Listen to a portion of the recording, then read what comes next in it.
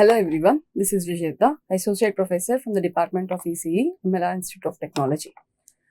Today, in this video, I would like to talk on tri-state gates. So here, I want to talk about tri-state gates as well as arrays of instances for the primitives which are used in gate level design. Tri-state gates. Tri-state gates. There are 4 types of tri-state gates which are available as a primitives in Verilog. Their outputs can be turned on or off with the help of control pin. The direct buffer initiated with buff if 1. This is a primitive. Buff if 1 is a primitive. NN is the name of the buffer. Output is an OU2 is a output, IN is an input and control pin. So buffer if 1. If the control pin is 1 in this primitive, if the control pin is 1, then only output will be equals to in, or else output will be cut off from the input. Buffer if 1. Buffer means output will be equals to your input. Output will be followed the input. So this will perform its operation only when control pin is 1 for buffer if 1. So when control pin is 1, your output will be equals to input, and when control pin is 0, output is cut off from the input and tri-stated. Here for tri-state gates, output, input and control signal should appear in the instantiation. As already we discussed that in Verilog, for all the primitives, the first we need to take the instantiation of output which can be followed with the inputs. Similarly, here also buffer if 1, for a buffer if 1 primitive, it should start with the output, then followed with the inputs. Control pin is also a kind of input. Here, the buffer symbol have been shown here in this figure. Input, output and the control pin. There are 4 different types of tri-state gates. They are buffer if 1, buffer if 0, not if 1 and not if 0. Buffer if 1. Buffer means your output should be equals to output will be followed with the input. But here the control pin will allows whether the output should follow the input or not. Here buffer if 1 is a primitive, output OUT is output, in is an input and the control pin. So here see here, if your output is equals to in, if the control pin is 1, buffer if 1, if the control pin is 1, then only your output should be equals to your input, else your output will be in a high impedance state. Similarly, for buffer if 0, when control pin is 0, then only output will be followed with the input, or else output will be equals to Z. Next, not if 1. Not, the condition, the performance of the not will be given when your input, your output will be equals to complement of your input. Output of the NOT gate will be equals to complement of the input. Not if 1. For NOT gate, your output should be complement with your input. So here the condition is if the control pin is 1, then only your output will be complement of 1. Else your output will be equals to 0. If the control pin is 0, then your output will be equals to Z. Similarly, for not if 0, if the control pin is 0, then only your output will be complement of your input. If the control pin is 1, then your output shows with Z. In this tri-state gate, you will be having a extra input which is called as a control. So this control pin, if the control pin is 1, then only it performs its operation and produces an output. If the control pin is 0, then based on the condition here also your output will be followed with the input. Here in buff if 0 and buff not if 1, the control pin should be equals to 0 to perform its operation. Whereas in buffer if 1 and not if 1, your control pin should be equals to 1 to perform the operation. That is to perform the operation of buffer and NOT gate. Next. Here the truth table of buffer with the control pins. If input is 1, see buffer. If input is 1 for buffer, the output will be 1.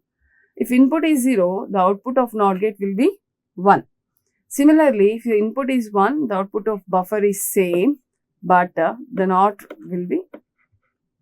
output will be complement of your input, which is 1. Here, when you are considering an indeterminate condition, either it may be a buffer or it may be a NOT, the output produces a indeterminate. When you are considering input as Z, either it may be a buffer or NOT, it produces an output as X. For buffer and NOT, you will be having a single input and single output. If it is a buffer, if input is 0, output will be 0. If input is 1, your output will be 1. If input is X, your output will be X. If input is Z, your output will be Z. That is, if it is a NOT gate, it is also having one input and one output. If your input is 0, your output will be 1. If input is 1, your output will be 0. If input is X, output will be X. If input is 0, then output will also be equals to X. Similarly, the truth table for buffer if 0. See, buffer if 0, the condition here is, if the control pin is 0, then only your output will be equals to input. Here, the control pin is 0 in this case. So, whatever the data which is there here will be appears at this stage. But when you are having a Z, it produces an output of X. Similarly, if the control pin is 1, then it cut downs the output. That is, when control pin is 1, it doesn't follow the input and produces a Z as a output. Similarly, if the control pin is X, then the data pin is represented as L. And if data pin is 1, it represents as H, where H corresponds to when it is changing the state 1 or 0, when it is producing a state of 1 or Z. Similarly, here it may produces either as 0 or Z. And in remaining cases, it shows an X.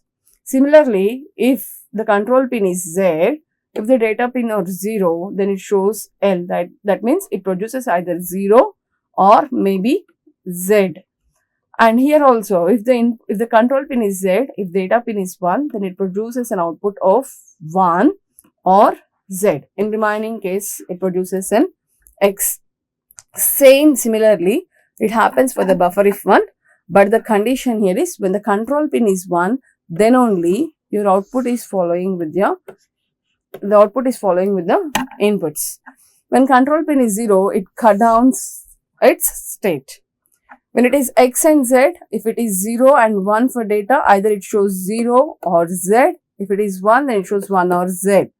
Similarly, when the control pin is Z, the output will be shown as 0 or Z or 1 or Z when the data pin is 1, and remaining things it shows as X. So here in the not if 0, when the control pin is 0, the complement of input will be observed at the output. So 0 means 1, 1 means 0, and remaining 2 will be indeterminate state. Similarly, if the control pin is 1, it cut downs the output. And if it is X, that is, it produces a 1 or Z. And here if the data is 1, it produces a 0 or Z because it's a NOT operation. 0 means it produces an output of 1. So either it produces high or Z, that is 1 or Z, which can be represented as H. So if the data pin is 1, then the complement of data pin is 1 is 0. So either it produces 0 or Z. And similarly, if the control pin is Z, then the either data pin is 0, then it shows 1 or Z at the output. And here also it shows output of 0 or maybe Z. and the same operation will be performed at the not if 1, but based on the control pin. If the control pin is 1 here, because this is not if 1, if the control pin is 1, then only it performs a not operation of input. So, the complement of input will be observed at the output side. And remaining state, when it is 0, it cut down its output. And if it is X and Z, the complement, here the data pin is 0, that's why your output will be either 1 or Z. And if data pin is 1, it produces an output of 0 or Z. Similarly, it happens when the control pin is Z. These are the truth tables for tri-state gates. Next, array of instances of primitives. So here, primitives available in Verilog can be instantiated as an arrays. Till now, we have checked. Till now, we have seen the primitives just either as an AND or as a buffer, which is given with the output and followed with the inputs and ended with the semicolon. But these primitives can also be instantiated by using an arrays. Use of such arrays often leads to compact design description. So, the size of the design can be reduced by using an arrays in primitives. So, to reduce the size of the design description, arrays can be implemented in the primitives. An array instantiation has a form. It is given with, see, this AND is a primitive. This gate name AND gate, which is given with the 7:0, that is, it is providing actually this A, B, C are the port names. Here, this 7:4, that is 7, 6, 5, 4. So, it's a 4-bit vector which can be used for this primitive as well as for the ports. That means here, you will be having a 4 AND gates like gate 7, gate 6, gate 5 and gate 4 with the port list of A of 7, B of 7, C of 7. Similarly here A of 6, B of 6, comma C of 6. And here for gate 5 it is given with A of 5, comma B of 5 and C of 5. For gate 4 it is given with A of 4, B of 4 and C of 4. So, this is how this can be expanded. This syntax can be expanded for 4 different AND gates which are having a 4 different inputs and outputs. The same here explained. The above instantiation is equivalent to combine the 4 instantiations like gate 1 with A of 3, B of 3, C of 3 and gate 6 with A of 2, B of 2, C of 2 and gate 5 with A of 1, B of 1, C of 1 and for gate 4 with A of 0, B of 0, C of 0. That is 4 ports. This can be given with the symbols like 4 AND gates. The gate names are 7, 6, 5, 4. A, B are the inputs or instance. So, A will be the output. So, B, C will be the inputs and thus A will be the outputs. A of 7 to A of 4 will be inputs. B of 7 to B of 4 and C of 7 to C of 4 will be the inputs for gate 7, gate 6, gate 5, gate 4. In general, this can be explained with the AND gate MM:NN, that is higher limit and lower limit, A, B, C, that is ports, input and output ports, and this should be end with a semicolon. And arrays, always remember that it should be given in a square brackets. And is a primitive, gate is a name of the gates, and this represents the array of the primitives, and this represents the ports, and this represents the end of the statement. So, where MM and NN can be expressed, where mm and n can be expressions involving previously defined parameters, either maybe integers and algebraic with them. The range of gates will be like minus nn plus 1. For example, here 7:4. So 7 minus 4, which is 3, plus 1, which is 4. So we are taking 4 gates. And this and nn will not have any restrictions. A simple single bit comparator have shown here to determine by using a simple single bit comparator have shown here, and the program written here by using a array of instances for the primitives. To determine a single bit comparator, you can use XORs here. I am taking a single bit comparator, that is I am comparing a bit by bit, but I am taking a 7-bit word or 7-bit data. Each individual bit has been compared. Each individual bit will be compared in this comparator. So here this is a single bit comparator. Each and every bit is compared with a single XOR gate. So here this is a comparator, and for this circuit I have written a Verilog code here. So when you are writing a Verilog code, the starting of the statement should given with the keyword called module, where it specifies the starting of the code, and the module name I use here is comparator. And for this module, it has a one output, which is D, it is an output, and it has a inputs of A and B, which is in terms of vector, so A and B, and it also have an enable pin as an input here.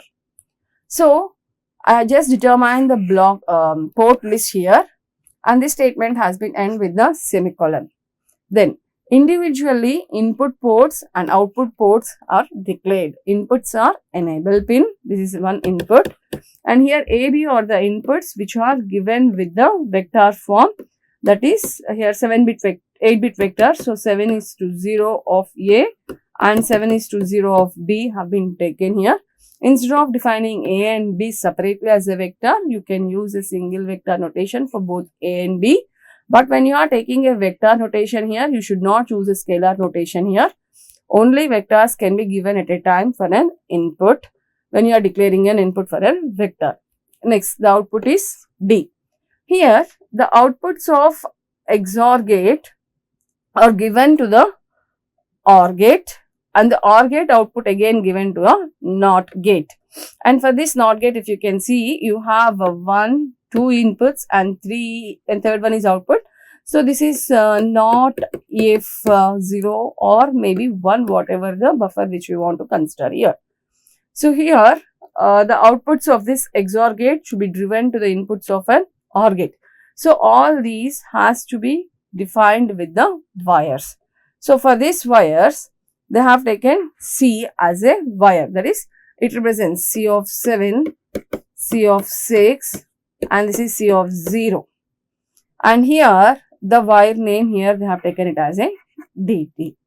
So now instead of calling XOR output C of 7, comma input A of 7, comma B of 7, here they have taken a single XOR gate,